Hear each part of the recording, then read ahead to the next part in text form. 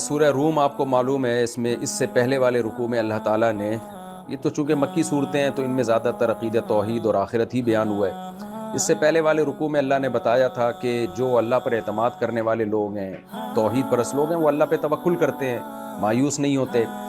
جب نعمت ملتی ہے تو اتراتے نہیں ہیں، چھنتی ہے تو مایوس نہیں ہوتے، کیوں؟ ان کو پتہ ہے کہ سارے کام اللہ کرتا ہے۔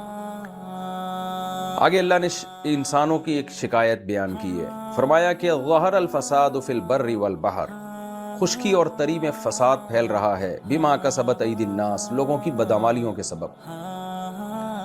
دنیا میں جب بھی زلزلے طوفان آئیں تو ضروری نہیں ہے کہ لوگوں کی بدعمالی ہو، ایک نیچرل ہے طوفانوں کا آنا، زلزلے آنا، نیک لوگوں پہ بھی آئے ہیں۔ حضرت عمر رضی اللہ تعالیٰ عنہ کا دور سب سے بہترین دور تھا اس روئے زمین پر، لیکن قحط پڑا تھا۔ لیکن بہت دفعہ لوگوں کی بدعمالیوں کی وجہ سے بھی عذاب آتے ہیں۔ تو نبی صلی اللہ علیہ وسلم کو بتایا جا رہا ہے کہ دنیا میں چونکہ شرک پھیل چکا ہے، لہذا خشکی اور تری میں فساد پھیل رہے ہیں ان بدعمالیوں کی وجہ سے۔ تو کچھ فساد تو ایک قدرتی حادثے کا نتیجہ ہوتے ہیں، اور کچھ فساد ہوتے ہیں اللہ انتقام لیتا ہے انسانوں سے تاکہ وہ لعلہم یرجعون، تاکہ وہ لوٹ آئیں۔ تو وہ اللہ انتقام کیوں لیتا ہے؟ لیذیقہم بعض الذی عملوا، تاکہ اللہ ان کے کچھ اعمال کا بدلہ دے ان کو۔ پورے اعمال کا بدلہ تو آخرت میں ملے گا، کچھ اعمال کا بدلہ ان کو دنیا میں ہم دے دیں، لعلہم یرجعون، تاکہ یہ واپس لوٹ آئیں، اللہ کی طرف رجوع کریں۔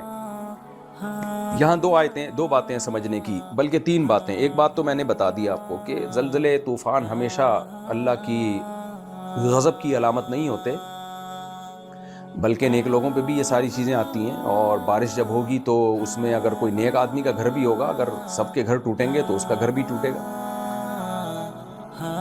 لیکن اتنی بات ضرور ہے کہ اللہ نے یہ حادثات دنیا میں رکھے کیوں ہیں؟ تاکہ لعلہم یرجعون، انسانوں کی عقل ٹھکانے رہے کہ یہ دنیا دل لگانے کی جگہ نہیں ہے۔ ابھی دیکھیں کورونا آیا تھا، اس نے کروڑوں لوگوں کی جان لے لی، موت کے گھاٹ اتار دیا۔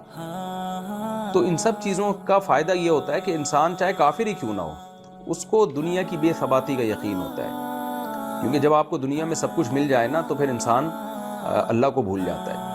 تو اللہ تعالیٰ یہ دنیا میں حادثات دکھاتے رہتے ہیں، قدرتی حادثے بھی در حقیقت ہیں تو وہ قدرتی، لیکن وہ بھی تو اللہ نے اس لیے رکھے ہیں نا تاکہ لوگوں کو یقین آئے بھائی یہ دنیا رہنے کی جگہ نہیں ہے، کسی بھی وقت کچھ بھی ہو سکتا ہے، دل نہ لگائیں اور اللہ کی طرف لوٹیں۔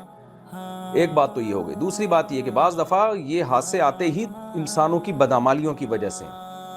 اب جو ملحد اور کافر لوگ ہیں وہ یہ بات نہیں مانتے، لیکن ہم قرآن کو مانتے ہیں۔ اللہ کہہ رہا ہے کہ بعض دفعہ آتے ہی تمہاری بدعمالیوں کی وجہ سے ہیں، تو وہ الگ بات ہے کہ اس کا اللہ کوئی سبب پیدا کر دیتا ہے۔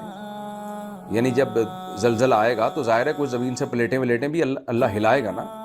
اب اس میں یہ کہنا کہ یہ عذاب کی وجہ سے نہیں ہے تو پلیٹیں ہل گئی ہیں، تو وہ ہلائی کس نے ہے؟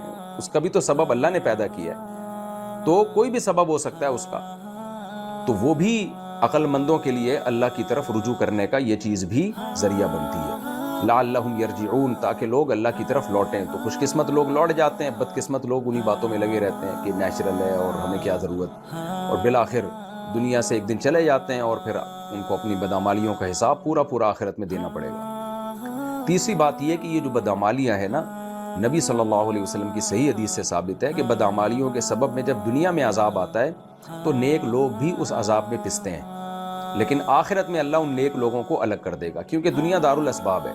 اس میں ایسا نہیں ہوتا کہ جی زلزلہ آ رہا ہے برائیوں کی وجہ سے تو نیک آدمی پہ کوئی اثر نہیں کر رہا اور بروں کو اثر کر رہا ہے، نہ۔ صحیح بخاری صحیح مسلم کی حدیثوں سے یہ بات ثابت ہے کہ دنیا میں جب عذاب آتا ہے، جیسے نبی حضرت عائشہ نے فرمایا کہ یا رسول اللہ یہ طاعون کیا ہے، آپ نے فرمایا اللہ کا عذاب ہے، جس قوم پہ چاہتا ہے اللہ مسلط کرتا ہے، لیکن یہی عذاب نیک لوگوں کے لیے رحمت بن جاتا ہے، کیونکہ نیک لوگ بھی اس میں ہلاک ہوتے ہیں۔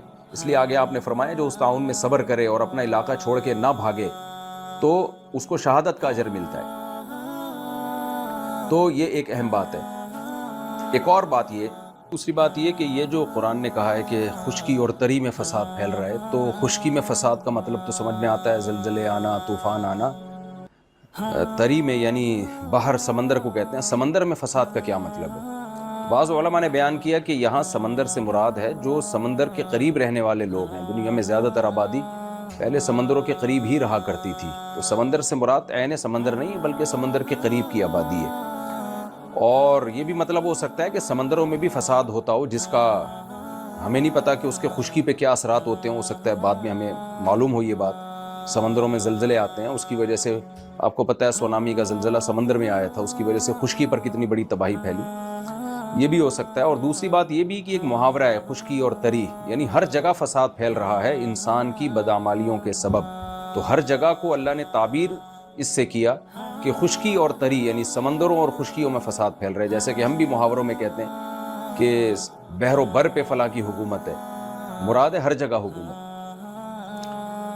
آگے اللہ تعالیٰ فرماتے ہیں قُلْ سِیرُوا فِی الْأَرْضِ، اے نبی ان سے کہہ دیجئے چلو پھرو زمین میں، فانظروا پھر دیکھو کیف کان عاقبۃ الذین من قبل، دیکھو ان لوگوں کا انجام کیسا ہوا جو ان سے پہلے گزرے تھے، کان اکثرهم مشرکین، ان میں اکثر لوگ مشرک تھے تو ان کا انجام کیسا ہوا۔